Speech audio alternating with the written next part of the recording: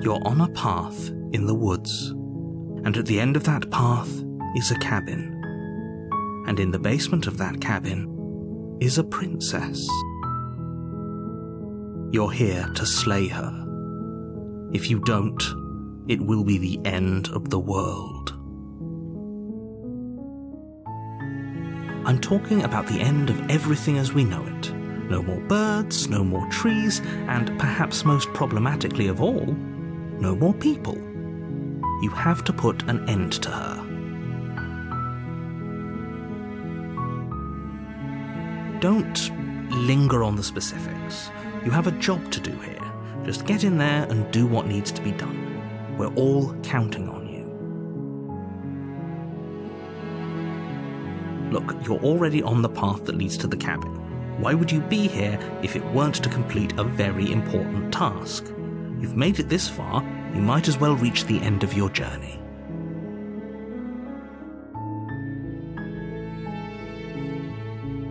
While I appreciate the mental exercise, we are running up against a bit of a ticking clock.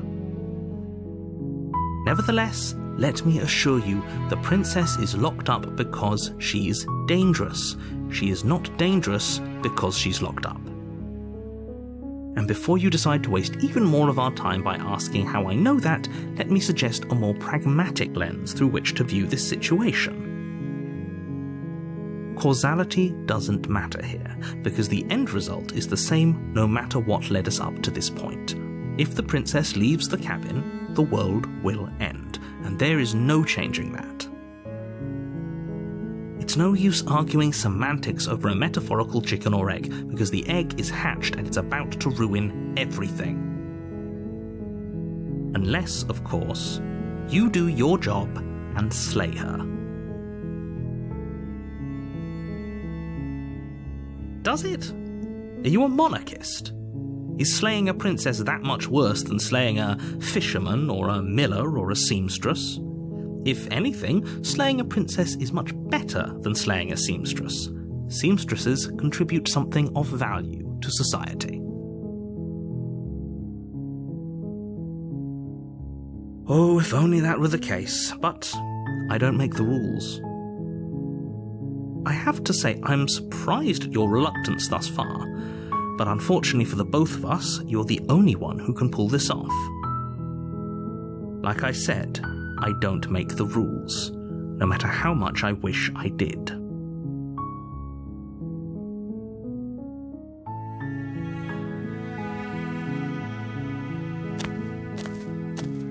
You make your way up the short path to the cabin. You'll find the princess within.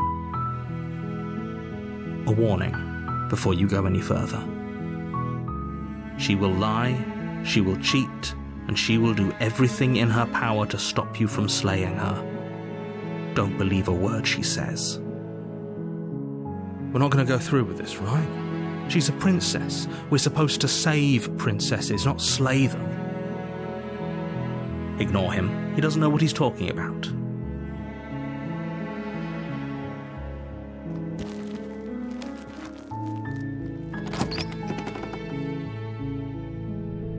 The interior of the cabin is almost entirely bare. The air is stale and musty, and the floor and walls are painted in a fine layer of dust. The only furniture of note is a plain wooden table. Perched on that table is a pristine blade. The blade is your implement. You'll need it if you want to do this right. You take the blade from the table. It'd be rather difficult to slay the princess and save the world without it.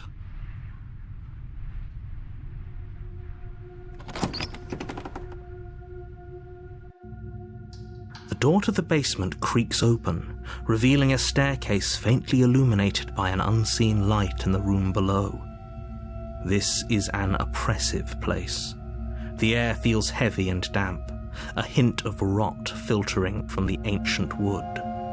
If the princess really lives here, slaying her is probably doing her a favor. Her voice carries up the stairs. Who's there? She sounds dangerous. It's almost as if she's the one in charge down here. Don't let it fool you. It's all part of the manipulation.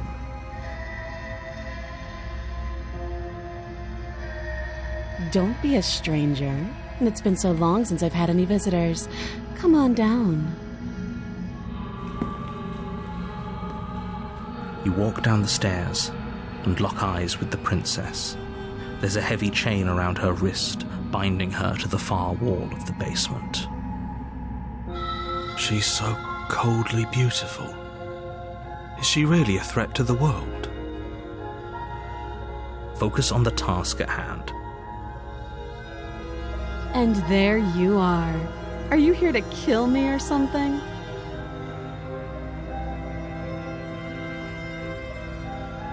That giant knife you're holding kind of gives it away, doesn't it? The blade. Of course she doesn't want to talk. Who'd want to have a conversation at knife point? We should drop it. Don't you dare. It's fine. We can decide what we want to do after we talk to her. Maybe she really is a monster. Killing someone in cold blood isn't very becoming of us.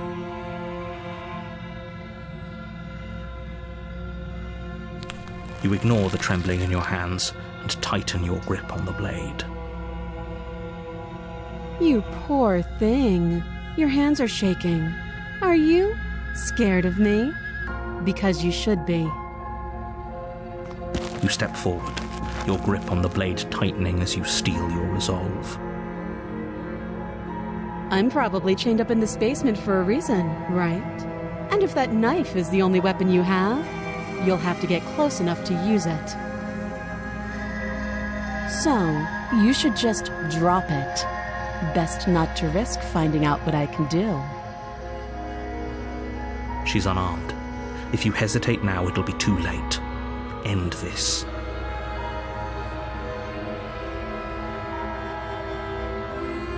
You go into this expecting to die. You're going to die. Hesitating? Why don't you drop the knife and the two of us can be civilized with each other?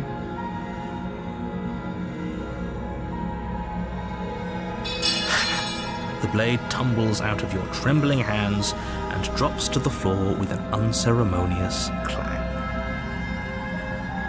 Thank you. Maybe now we can just talk.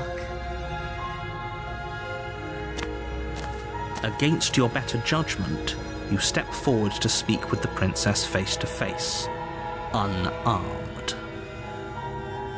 We'll be fine. I don't know what you're hoping to accomplish here, but I can assure you there's no reasoning with her.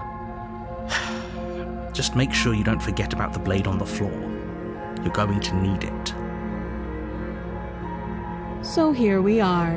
What an awkward start to a relationship.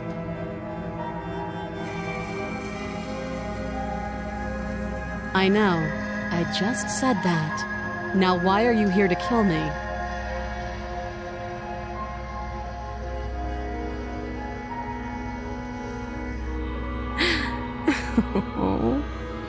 She was just threatening us a second ago. Am I the only one here unnerved by that perfect little laugh? I'll take that as a sign that you're finally coming around to reason. I have no idea. To be honest, I don't even know why I'm down here, or how I got here. I was kind of hoping you might be able to shed some light on the whole situation.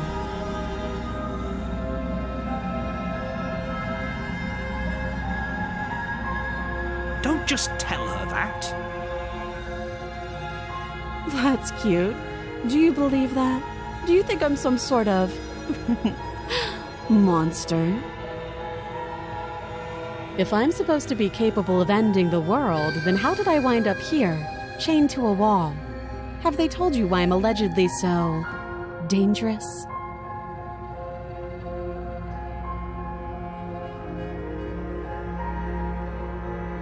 Thanks for the vote of confidence. What if they're bad reasons, though? If they had good reasons for thinking I was dangerous, wouldn't they have shared them with you? I don't want to hurt anyone. I just want to leave. At the end of the day, Whatever the two of us have going on down here is about trust. Whoever sent you to slay me claimed I was a threat to the world, but they didn't tell you why. That doesn't sound right to me. And I don't think it sounds right to you either. Otherwise, we'd be killing each other instead of talking. She has a point. There's a reason I've been telling you to question the situation, and there's a reason you've listened. So, I could tell you that I'd lead a quiet life in the woods, or that I'd open an orphanage, or that I'd do any other number of good things that I'm sure you think you want to hear. But you don't really know me, do you? What can my word possibly be worth in a situation like this? She's right about one thing. Her word isn't worth anything. Like I said, it's all about trust. Blind trust. So do you trust me, the prisoner, the victim, the princess clearly incapable of ending the world? Or do you trust whoever put me here? She's wrong. This isn't about trust. This is about risk. We stand to lose everything, all for the sake of one person, and a subjugating monarch no less.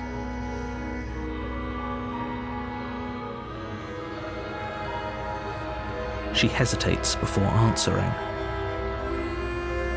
You can address me as Your Royal Highness, or Her Majesty.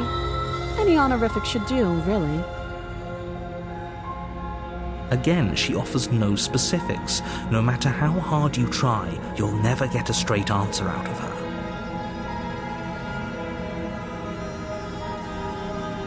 Too long.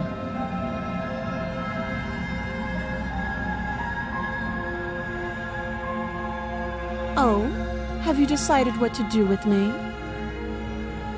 You know why you're here.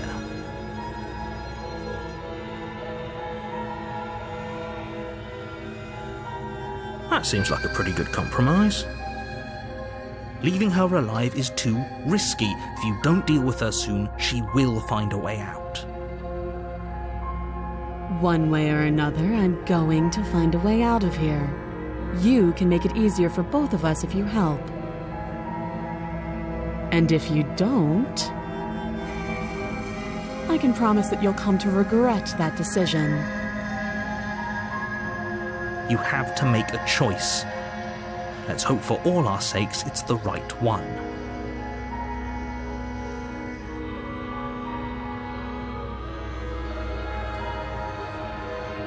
Oh, for the love of... Good. I'm glad you've come to your senses. You're making a huge mistake. No, you're doing the right thing. You walk up to the chains binding the princess to the wall and give them a tug. They're large and heavy, far too solid for you to even imagine trying to break them apart. I'm guessing you don't have the key. Maybe it's somewhere upstairs. Doubtful.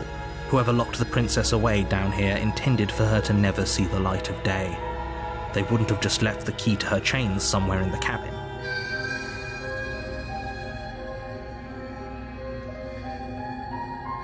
Well, you do have that big, sharp knife. You could always cut me out of here. She speaks with almost complete nonchalance. If we were stuck down here for long enough, I'm sure we'd be nonchalant about cutting our way out. Anything to finally be free. You attempt to make your way out of the basement, but the door at the top of the stairs slams shut. You hear the click of a lock sliding into place. Is someone else here? You try the door, but it's locked from the outside. You're here to slay the princess, and you won't leave until the task is done. Your shouts and pleas are met with silence. I'll repeat myself once again. You're here to slay the princess, and you won't leave until the task is done.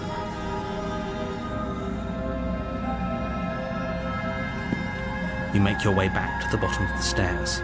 This would have been so much easier if you'd simply slain her like you were supposed to. Easier for whom? Easier for everyone. I heard the door slam. They locked you down here too, didn't they? The knife. Pick it up and cut me out of here. You won't like what happens if you do that. Against your better judgment, you place the blade against the princess's arm, just above the massive, unyielding chain. You cut into her flesh. The blade is sharp, and you make quick work of it. Before long, you're able to crack through bone, and she pulls the bleeding stub of her arm through the iron gauntlet. She didn't so much as utter a sound. Free from her bindings, the princess turns to face you, her fierce gaze meeting your eye. How is she so composed after losing an arm? It's like she isn't even bothered by it. Thank you. Now let's get out of here.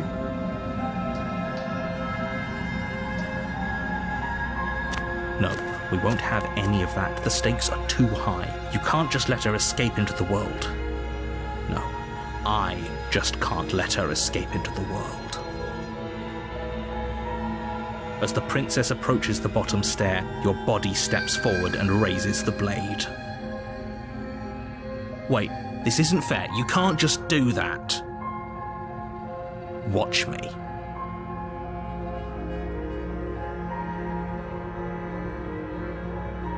Stop that.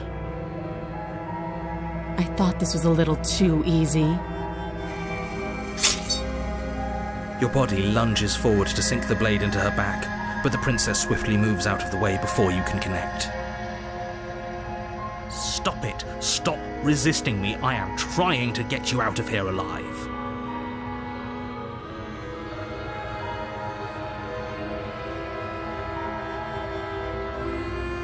Thank you. You swing your arm towards her throat, the blade singing through the air. But she's ready for it. She grabs your arm, her grip like a stone vice. You drop the blade, pathetically. She lets go, and faster than you can react, rears back and hits you with a bone-shattering haymaker. There's a ringing in your ears. You're fairly certain you can feel bone grinding against bone where she fractured your jaw, but your body isn't allowing you to feel much right now, adrenaline coursing through your system and numbing your nerves. You fall to your knees. You're barely able to bring your trembling arms up to defend yourself before she hits you again. Every blow is as punishing as the first. You feel bones shatter with every impact, unknown ruptures blossoming with blood somewhere inside of you. You poor Aang. I'll go ahead and put you out of your misery. She places a confident heel on your chest and pushes you down to the ground. Her knee falls to your throat, your windpipe crushed beneath a weight you didn't think her slight form could possibly possess. It can't just end like this, right? I'm sorry, but it's over. Everything goes dark, and you die.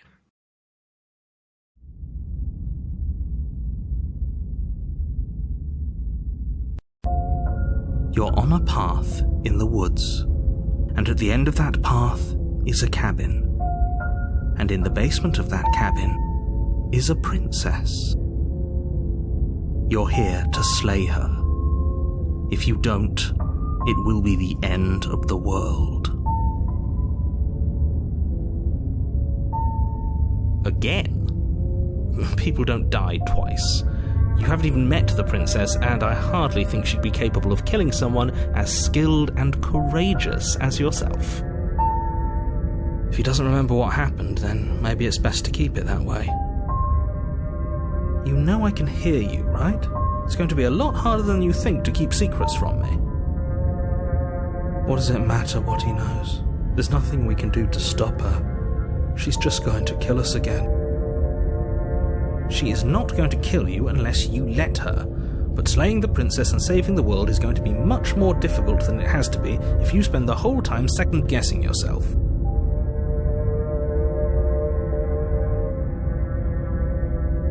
Those are two very different questions, but fine, I'll indulge you if that's what it takes to get you moving.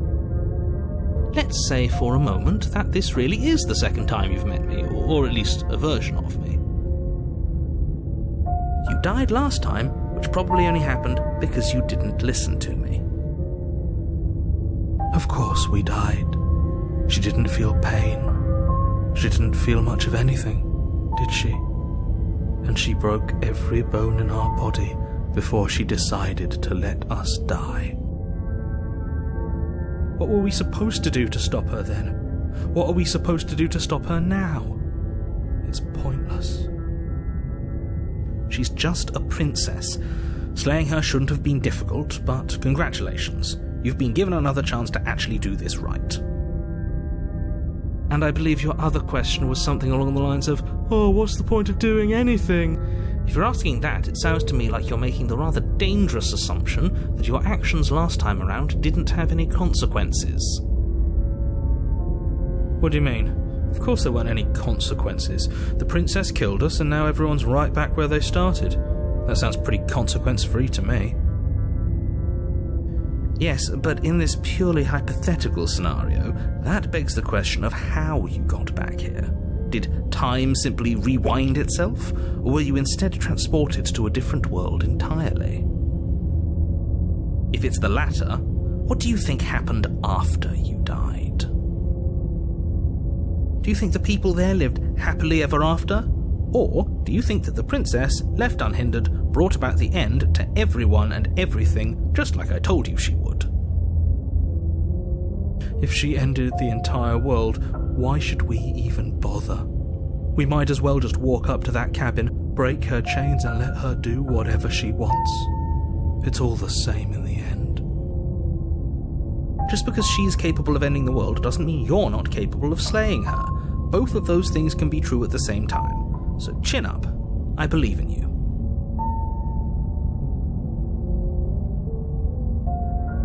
Just be quick about it.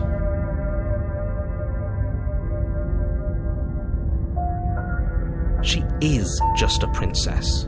Whatever you think happened to you last time, just get it out of your head before you get to the cabin and you'll be fine.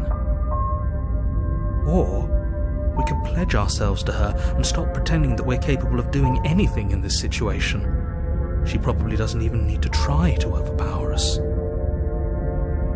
Can we tone down the pessimism just a smidge? I'm not being a pessimist. I'm just being realistic. You're being annoying. Just ignore their bickering, and whatever you do, don't pledge yourself to her. I cannot stress enough how absolutely catastrophic that would be for everyone, yourself included.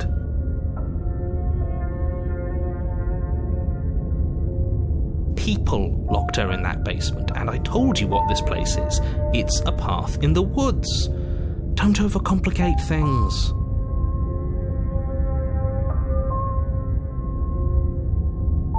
Look, I'm not supposed to say this, but it's because you're special. You're the only person capable of doing this. Call it a prophecy, if that helps, but it's just the way things are. Oh, I didn't know we were special. Of course you're special. Why else would you be here? Who cares if you think we're special? As far as I can tell, the only thing special about us is that we get to experience painfully dying all over again.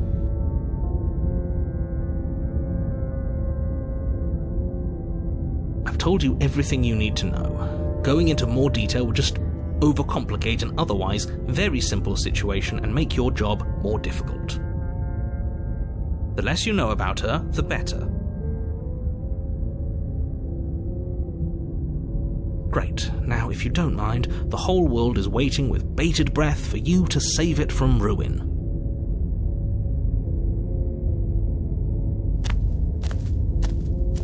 A warning before you go any further. She will lie, she will cheat, and she will do everything in her power to stop you from slaying her. Don't believe a word she says.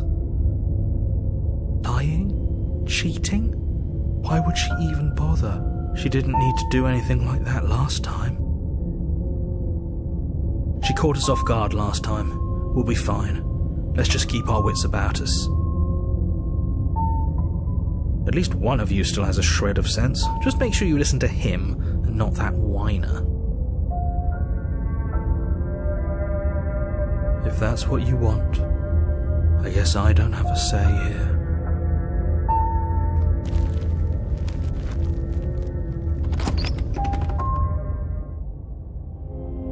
The interior of the cabin is larger and more grandiose than its humble exterior would suggest. The only furniture of note is a massive marble altar with a pristine blade perched on its edge. The blade is your implement. You'll need it if you want to do this right. Why do we feel so small? We don't feel small. We are small. Maybe that's because you haven't actually been here. I hope this means you'll finally drop that ridiculous past life nonsense. You haven't died, and you certainly haven't been killed by the princess.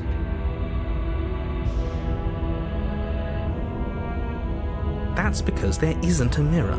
There's the altar, the blade sitting on the altar, and the door to the basement. There's nothing else in here.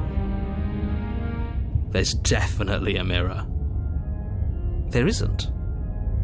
Who cares if there's a mirror? We're all going to die anyway, and I'm sure that if we looked in there, we'd just see something sad and miserable looking back at us. We don't need any reminders of what we are. It would only make things worse.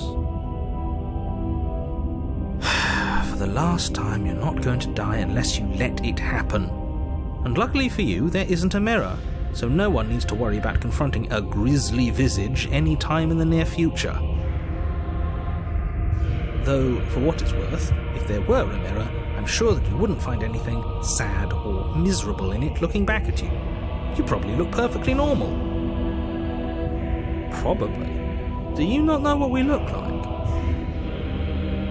He knows. He just doesn't have the heart to tell us.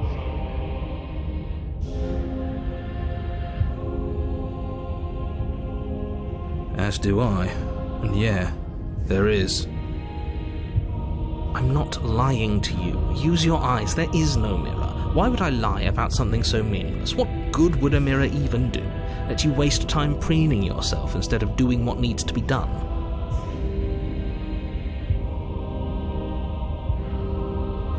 You walk up to the wall next to the basement door. It's a wall. There isn't much to see here. This really isn't funny. You reach forward and rub your hand against the cabin wall. I hope you know how ridiculous you look right now. We should count ourselves lucky. Some things are better left unseen.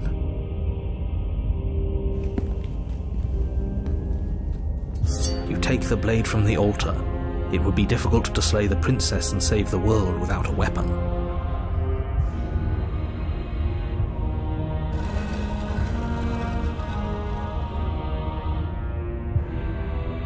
The door to the basement creaks open, revealing a spiral staircase. Its steps almost as deep as you are tall. The smell of incense drifts up from below. For a moment, you almost feel at ease. This is actually kind of nice. It's still a stone basement. If the princess lives here, slaying her is probably doing her a favor. Her booming voice rolls up the stairs. Is that a guest I hear? Don't linger on the stairs. Come down and witness me. You weren't kidding when you said it was booming. She wasn't like this last time. We need to get down there. She wants us to see her. We need to see her. Should we be worried about your sudden change in attitude? Just a few minutes ago you were going on about how pointless everything was. Now you want to go down there. It doesn't matter what that little voice says. He's not the one making the decisions. Though if his ramblings get you to the princess, they get you to the princess.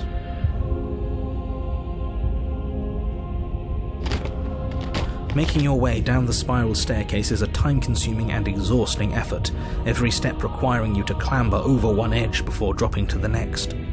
But soon the end comes into view, and you tumble to the bottom, entering the vast, temple-like room beyond. The princess towers over you, almost glowing in the weak starlight, her figure framed by a stained glass window. Her long hair billows around her, and a chain binds her wrist to the far wall. The chain is nothing to her. It might as well be a toy for all the good it would do. I told you it was pointless to resist her. The little bird has returned to me. I wonder what he wants.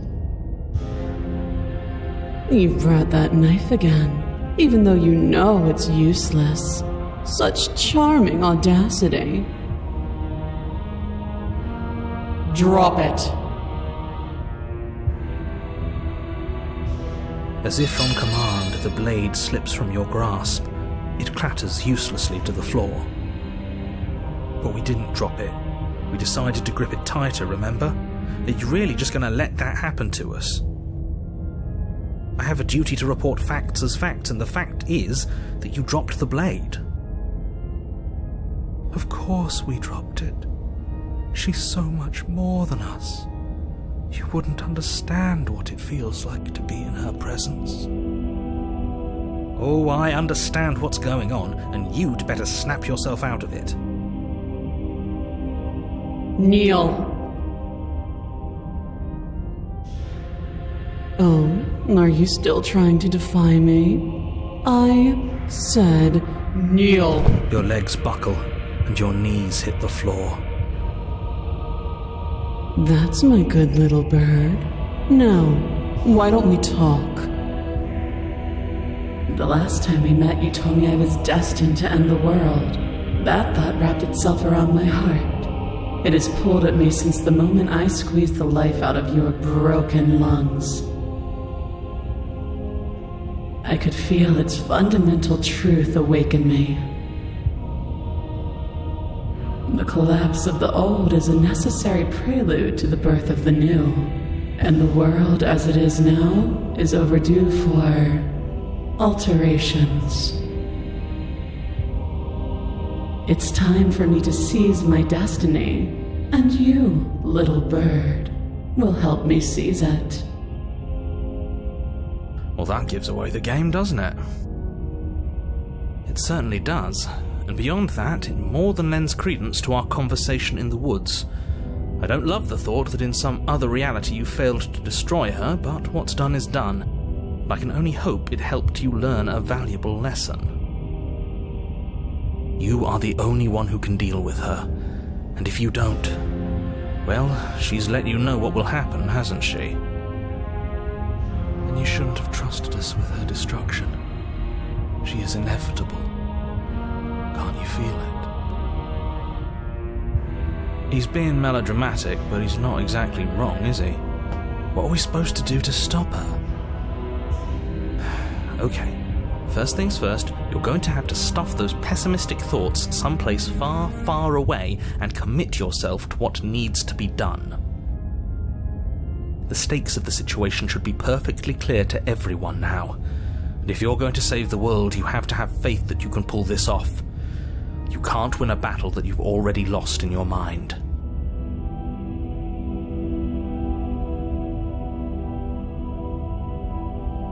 All you have to do is break these chains and set me free. Don't be rude. Of course she can.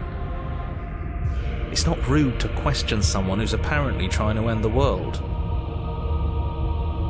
That's exactly why it's rude. We should know our place. I can, easily, but that isn't what I want to do. The story of a terrible and bountiful God unbounded of her own will is no story at all. It's not worthy of everything I am or everything I'm bound to become. It isn't even worthy of what I was. The destruction in Genesis that's to follow in my wake is deserving of a song that can echo for eternity. The song of you being so struck by my glory, so overwhelmed by what I am, that you feel you must deliver me into the world. And from your act of utter devotion and submission springs a new dawn, a better dawn. Submit now, submit later. It makes no difference. Because in the end, no matter how vainly you struggle against me, my will triumphs over yours.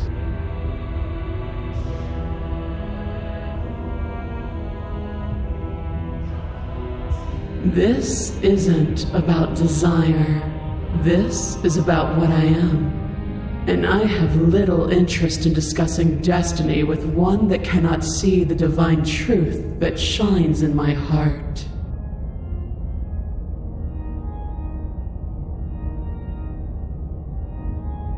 Know the limits of your privilege, little bird.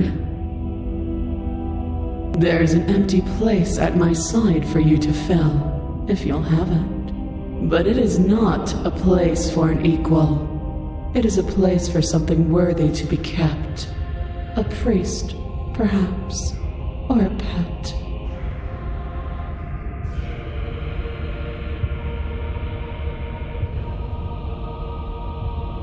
I say, perhaps you need another lesson in submitting to your betters. Pick up that needle. Do it. It's what she wants. No objections here. I don't know what she's planning, and I don't like that we don't know what she's planning, but we might as well pick up the blade. As your eye falls on the blade, you feel a weight. Some divine hand that sits unperceived by your senses, but that manages to push you towards its desires like an unseen puppeteer. You reach forward and grasp the blade. Stand! This one's easy. See? This isn't so bad. Okay, yeah, we can do that. We were probably going to stand anyway. You can feel a creaking tension between body and will as you slowly rise to your feet, like two foes forced into an unhappy truce. The princess eyes you with soft contemplation. The moment seems to last a lifetime, the silent anticipation of what's to come dragging out the long, painful seconds. But all silences are broken eventually. To define me is to claim we stand on level ground. We do not. You are quiet shadow, while I am brilliant radiance. Take that knife in your hand and slit your throat. What? You don't have to listen to her. You're armed. Just steel your nerves, step forward, and end this. Oh, we'll end this all right. Your hand lifts the blade and brings it towards your throat. Okay, I apologize for the unclear language. End her.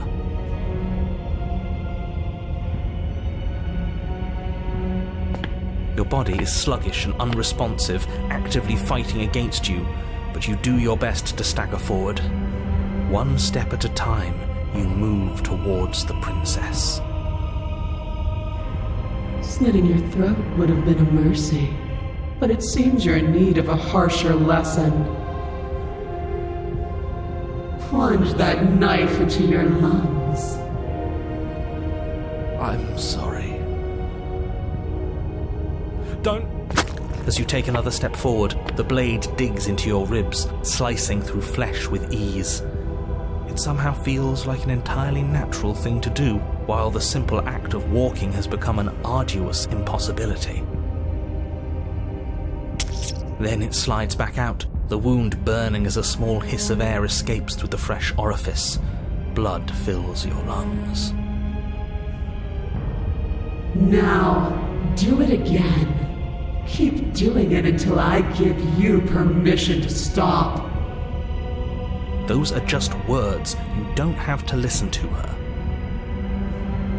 It's what she wants. You, heroic one, what are you doing? Don't just let this happen. Stop him from killing you. I'm on it. Your other hand locks around your wrist, struggling to keep it from perforating vital organs. But the blade still flails towards you, managing to slice bits of skin that plop to the floor to join the growing pile of blood and gore beneath you. Despite the pain, you manage to keep yourself in one piece, at least for now. What a pitiful display. A wounded little bird, thinking it can defy a god. It doesn't have to be like this. It doesn't have to hurt so much. You can choose a gentle end. You can choose to leave that punctured vessel for the next.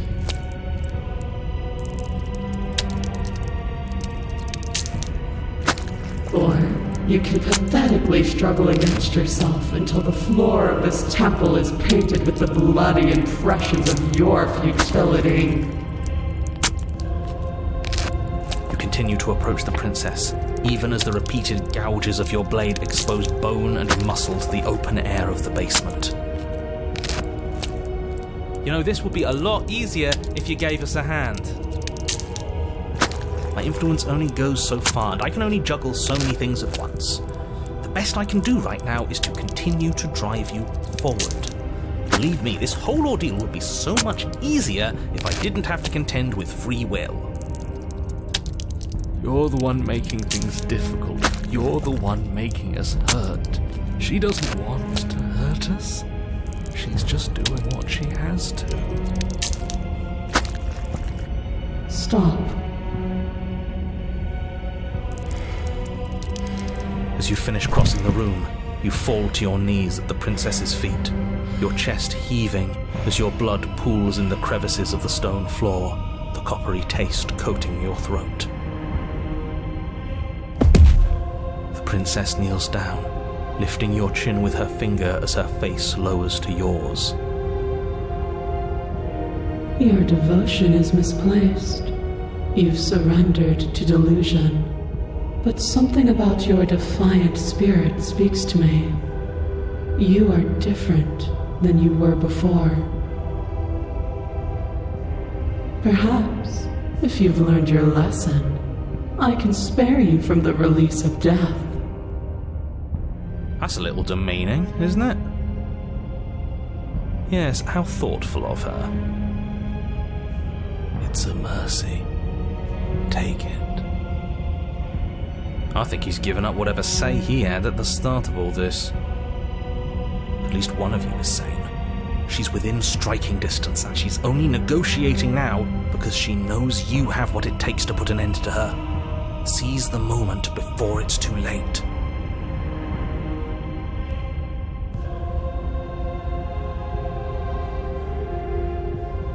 That's right.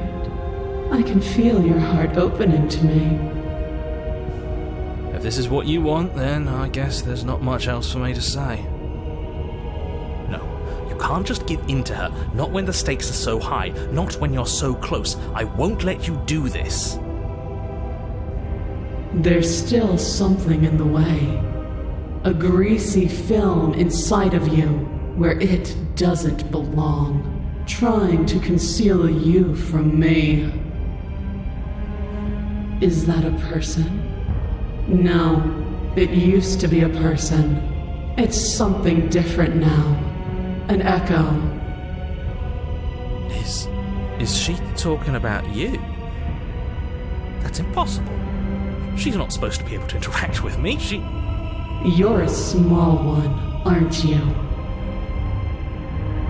A shriveling little worm stretched beyond its limits, trying to control things that it can't understand. No. What are you talking about? I don't care what you are. You're mine.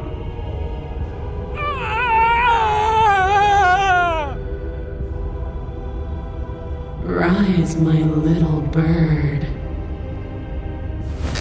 Without hesitation, you're brought to your feet. Break my chains. And how are we supposed to do that? All we have is a blade. All you need to do is believe it's been done.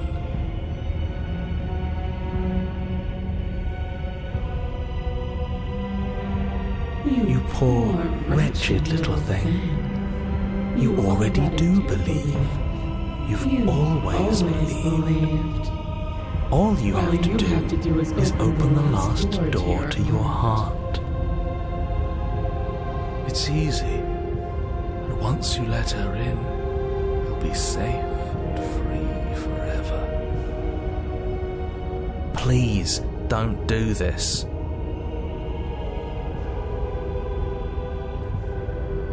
There's nothing to be sorry about. This is how it was always going to be. And it is good. Alright, I'm done with this. I'm just going to go sit in the corner. Let me know if we get our agency back.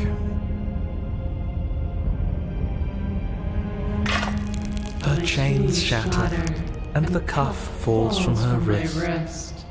She is loose, and the end is upon us. What a good disciple you are. Come, it's time for us to leave.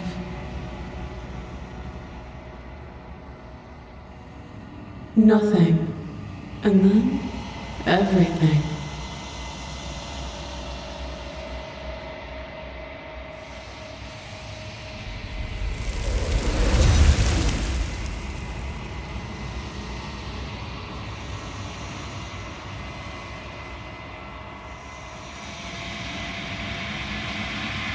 She's gone.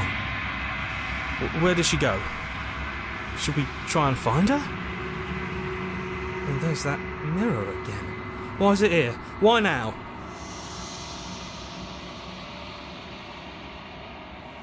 But it feels so bad. Like looking into it right now is going to be the end of everything. I don't want to look at us.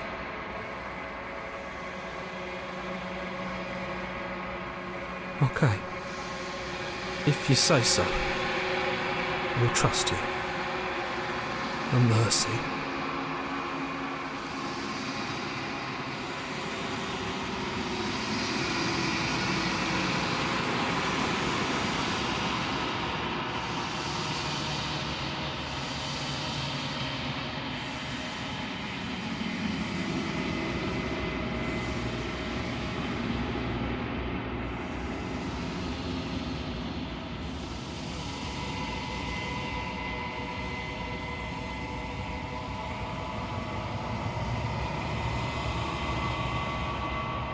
I think you know what I am.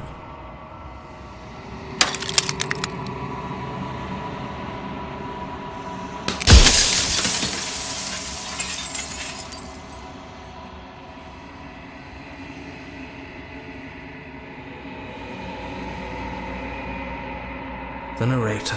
Yes, I suppose that's my job, isn't it? You needed help after all, an objective voice to guide your blade. But you were never supposed to see me. I wonder how many worlds you've damned to extinction to fall this far.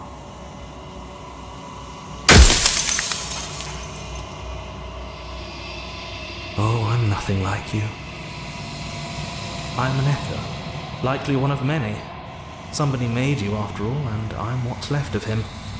Not that I'm the only one who can make that claim. I'm sure you've met many others like me.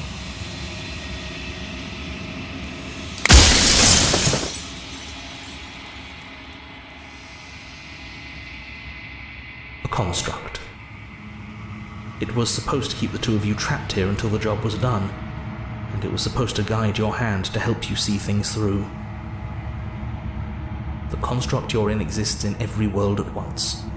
Any time you failed, any time you thought yourself dead, it would restart and shunt both you and her into a new world. But you're waking up to your true nature now. It won't be able to work like that anymore.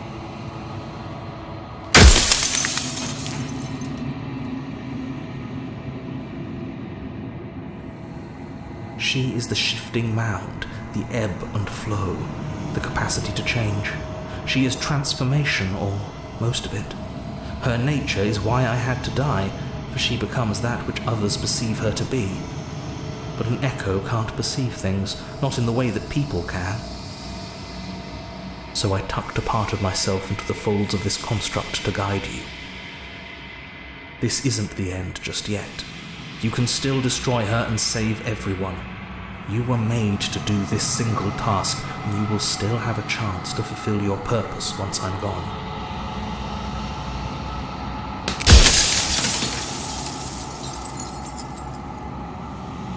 Because among other things, she is death itself. To rid the world of suffering, to save untold trillions from being lost forever to the cosmic wind, she must be destroyed.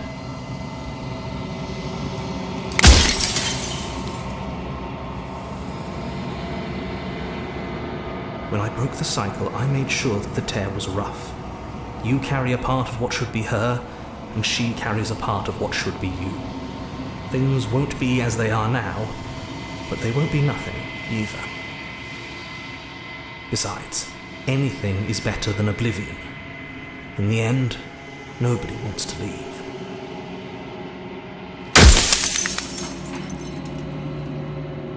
I'm only delusional if I'm wrong. And I'm not wrong. I can't be wrong.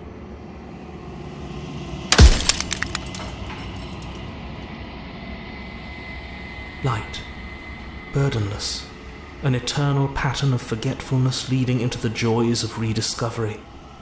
Everyone will be with the ones they love. No more fear, no more howling chaos. Just life, forever. There's a cruel irony to it all. The only way I could share my dream with the world was to never be able to see it for myself.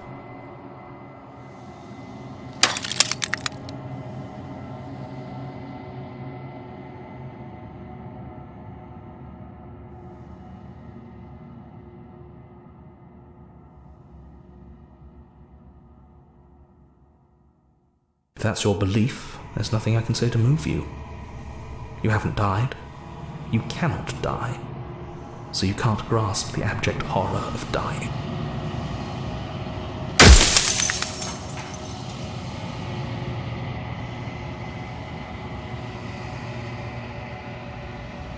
You're the long quiet, the god I made to rid the world of death.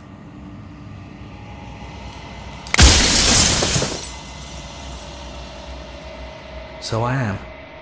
It's like I said, I'm just an echo. And echoes always fade away. You know what you have to do.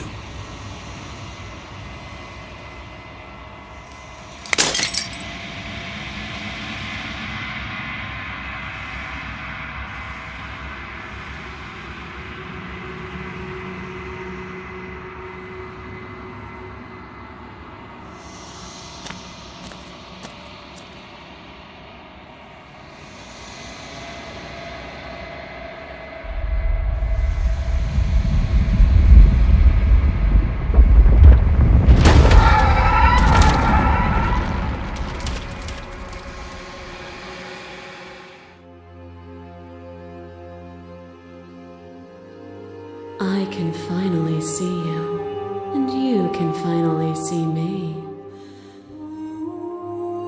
It's been so long, and my heart has ached for this moment. I've missed you dearly.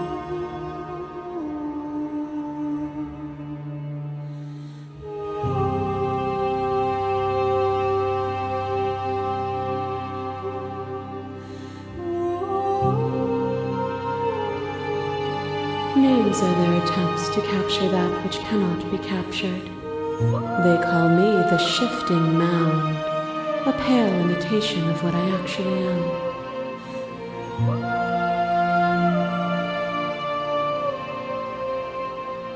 Every word you spoke found its way to me. I know him, and I know his construct. He was deluded by his fear of death. Pay him no mind.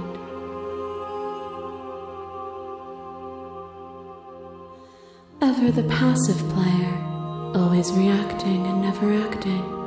But it's woven into your nature, isn't it? When the echoes spun us from one into two, he gave you a choice and me a role to play. I am not death, but I contain it in my multitudes. So, will you attempt to destroy me and bring about a world devoid of death and the possibility of meaning? Or will you open the final doors to our liberation?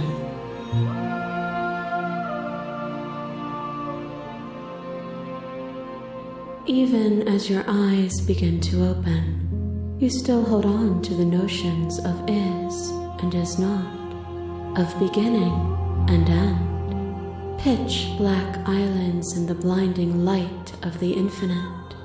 There is nothing to resolve, nothing restraining us but us.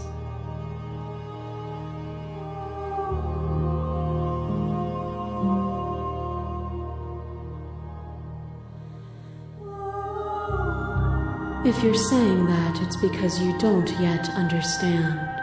But we cannot use words alone to grasp at things that words cannot express.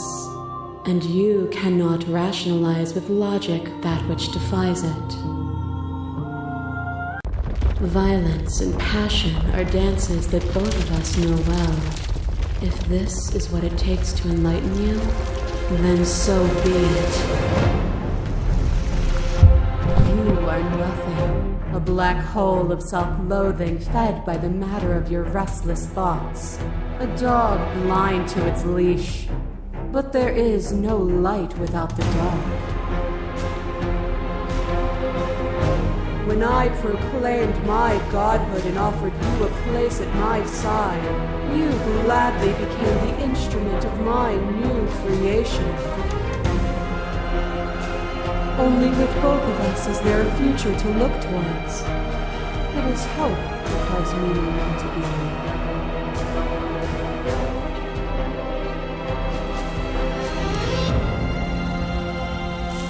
Oh, is it not? Perhaps you can enlighten me. The sensation of bleeding and sweating and breaking and mending and dying and living comes back in vivid color. You feel the shame of 100 deaths and the pride of 100 conquests. All of the peaks and valleys weaving themselves into a single tapestry, free of beginning and free of end. Do you remember when we killed each other with such fervent passion that death itself no longer sat on our shoulders?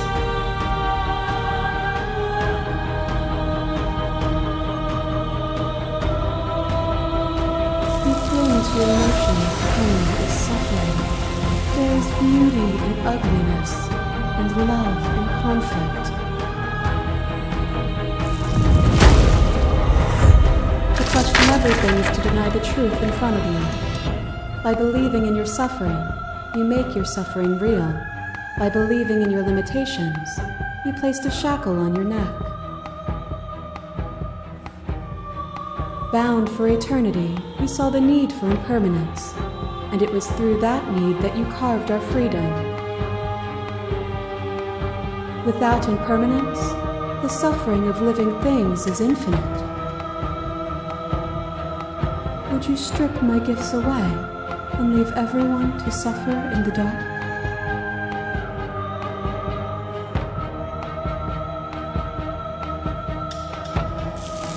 We are the whole of reality.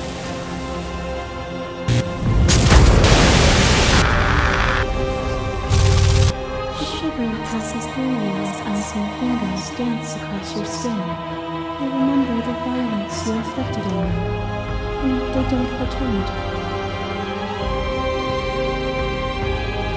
I offer you absolution, and you take my hand in yours. You felt the pain you caused another, and you were willing to sacrifice everything you thought was used to set me free. Without sin, there is no redemption.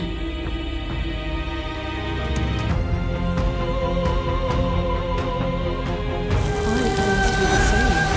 There is only room for one of us to be blind here, and I know it to be you. We are each other's mirrors, and are we not divine?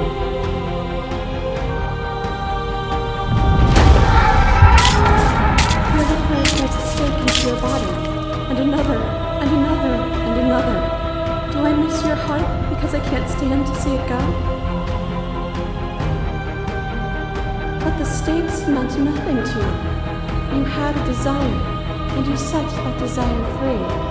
You lifting me, and me lifting you. Forever and ever and ever. Consumed by true belief, there was nothing that could hold us back.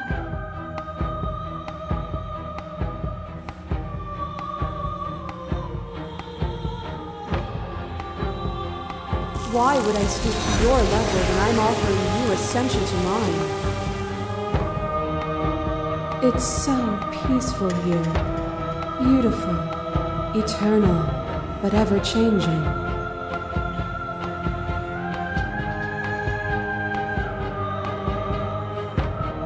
You are unmovable.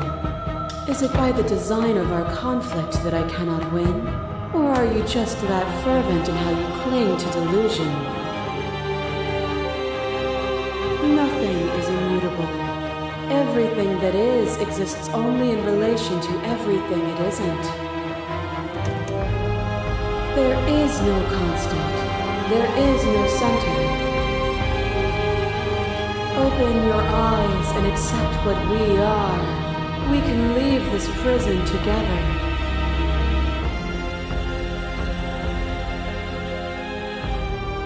It is from my vantage point that I can see the totality of truth.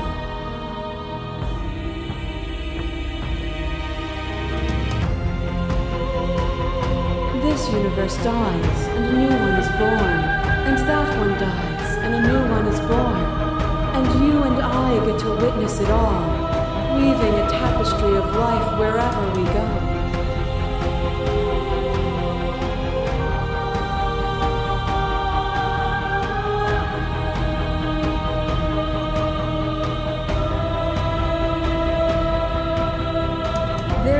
Something else.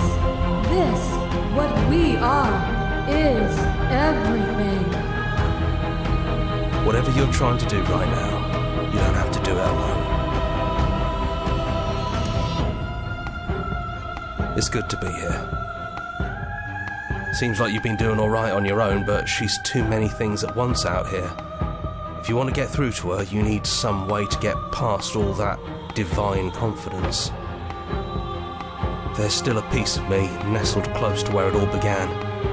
I can take you there. I can take you to her heart. It's time to resume our dance. She's relentless, isn't she? Let's make this quick. Are you ready?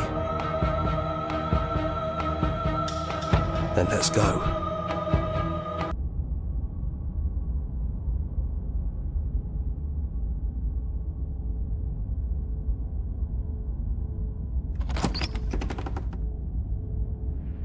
And here we are. I'd say we were back where it all started, but I guess it's a little after that, isn't it? Do you need me to describe things?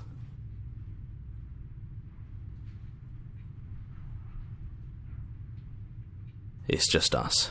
I think the rest of them are still out there, jumbled up in the rest of her.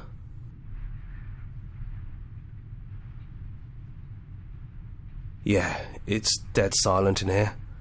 Whatever it was that was left of him, I don't think it could handle you waking up to godhood. Pretty sure he got obliterated.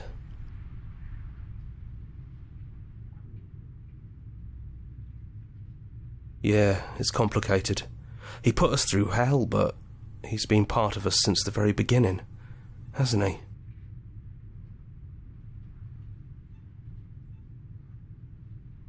Yeah, of course. The interior of the cabin is, well, it's a cabin, yeah? There isn't much here, just a table and a knife and a door, and some windows. There's no mirror, either. I think you broke it. And I know you're still trying to find some middle ground, but if things go south, we're going to need that blade. No blade it is. I'm not sure what we'll be able to do without it, but your judgment has gotten us this far.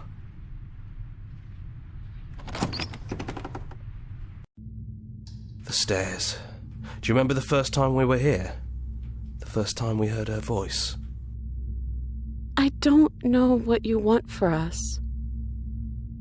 She sounded just like that. Timid and gentle.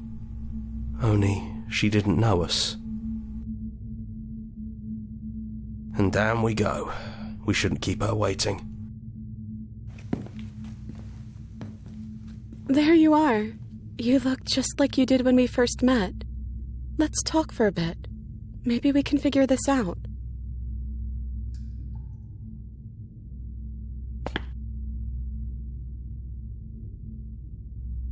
Yeah, I missed you so much. Not that we've ever really been apart, but still, it feels like it's been so long. Like this is some sort of a big reunion.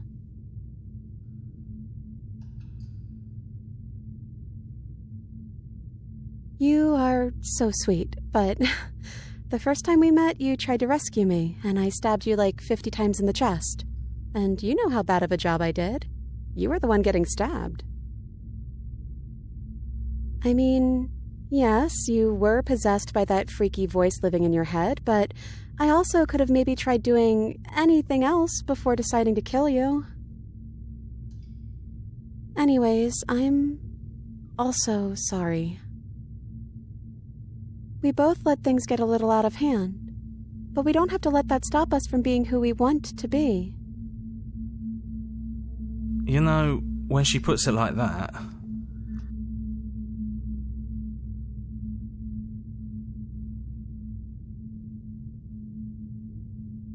I'm the princess, the one you've been spending all this time with. I know I've changed a few times, but so have you. And you're still real to me.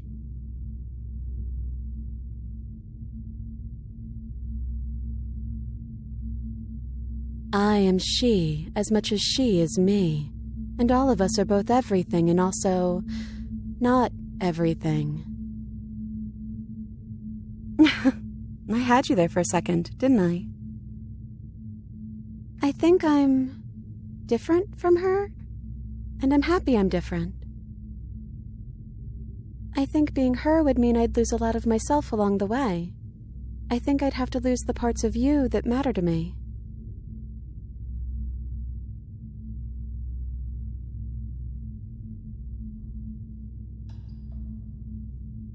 I don't know. We made it to the other side, and we found each other. I think that means all of the bad was worth it.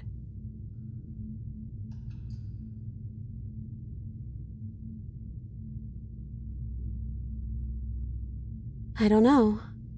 I don't think it's fair to judge her. It must be so lonely thinking that she's everything that matters in the world, thinking that she's the only one with all the answers. I never thought about it like that. That does sound lonely, doesn't it?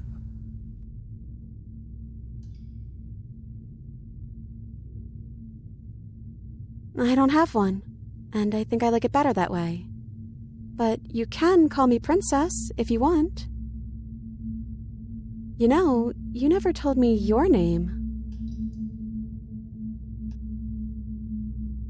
Then I guess I'll call you Quiet. Not Hero? Oh well, Quiet will do.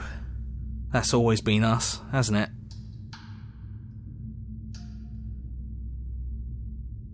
Me neither. It's so big. It's so much responsibility. And at the end of the day, it just feels like waking up in another basement. It's something we never asked for, trapping us somewhere we never wanted to be.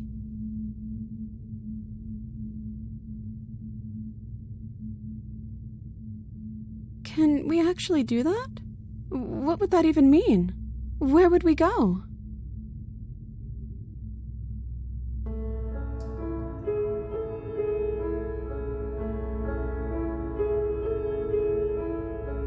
I want that too. I think I'm going to stay right here. Whatever you're doing right now, wherever you're going, it feels like it's for just the two of you.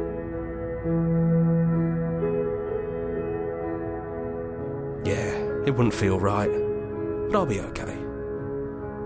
I don't think I'll be alone for long either. I'm sure I can find the others.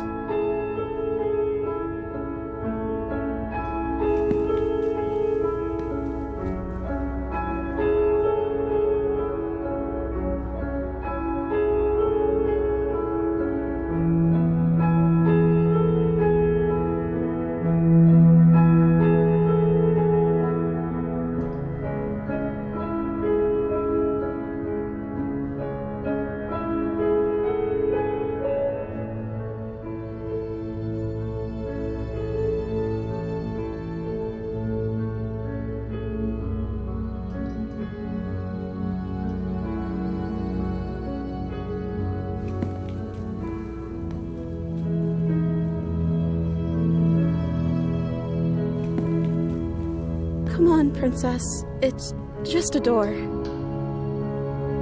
Sorry, I'm just a little nervous. This is really it. Whatever happens next will be completely new.